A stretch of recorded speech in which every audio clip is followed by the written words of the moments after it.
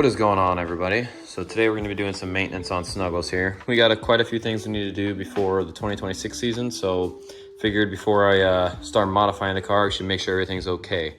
So first thing I'm going to do is compression test the motor, make sure everything's good with that. We ran a little bit lean in one of the most previous events, and just want to make sure nothing is damaged. I don't think it is, but we'll see.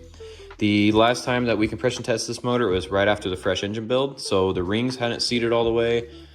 We had all the spark plugs in and we didn't have the throttle open. So I'm gonna go ahead and take all the plugs out. We'll open the throttle and we'll see how it's running. It was a little bit low at the time whenever we tested it, but rings weren't seated in, and we'll see how it goes from there. Something else we're gonna do is jack up the car, tighten all the bolts, make sure everything is tight.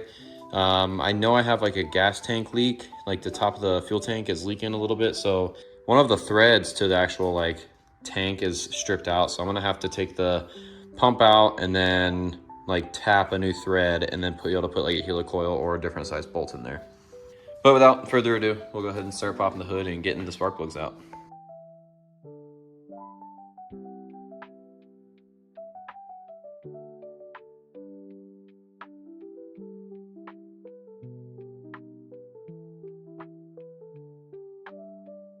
There's a couple things I want to do this off season, but I don't know if my bank account will allow me to do that.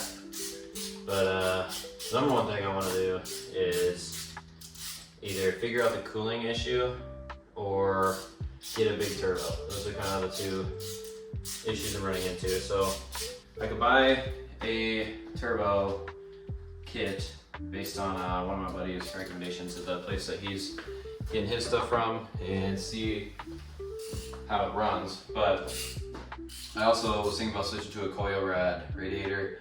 This is a ISR radiator that I had in like my old KA that I'm still using. But the coil-rad radiator would put the cap like over here, and then I could run this line that goes to the overflow and move that over here, which would allow me to move my power steering down there where the overflow is. And that way I won't have power steering fluid leaking all over my turbo, and I could put a bigger turbo right here. So we got some music playing, we got the battery plugged in with the charger on it, the jump pack. So we'll have full battery, and Mary's on her way down here. And then we'll start cranking the old motor up and seeing how everything looks.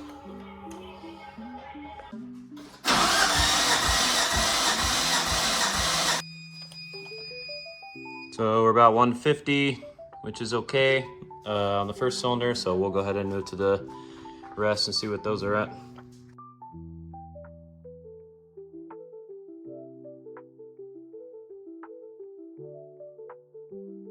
So Mary was over here helping me crank my hog, and she's cranking the motor over, holding the throttle down.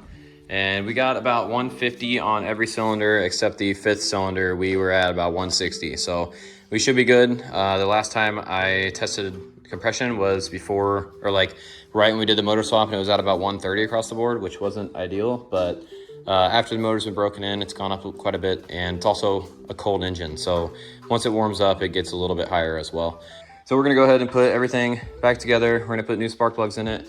These were only like 2 events used, but I mean, I can get a set of 6 for like 15 bucks. And so every couple events I throw new ones in.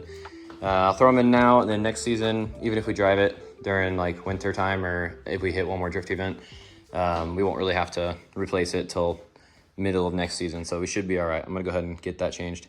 And then we'll also drain the fluids, get antifreeze back in it, and start looking into getting everything tightened down and looking into what we're gonna upgrade.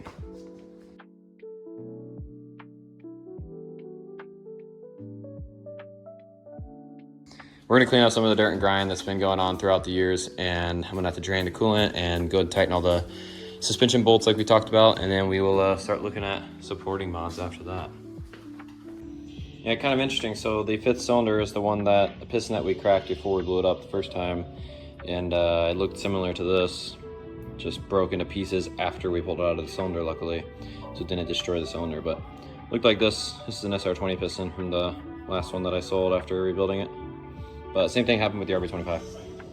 I'm not gonna record me draining the radiator because I'm sure most of you guys know how to do that. However, I'm gonna give you a little tip. This is what I do.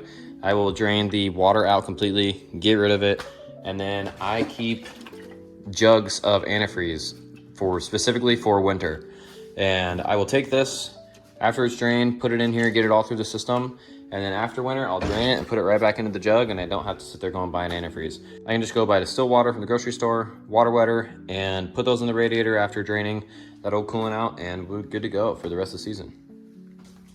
We got the car all winterized. I'm not sure if there's any events left for the season, but if there is, we might go hit them. The next plans for this car are to get a bigger turbo. Hopefully we can get somebody to kind of help us with the cost of that.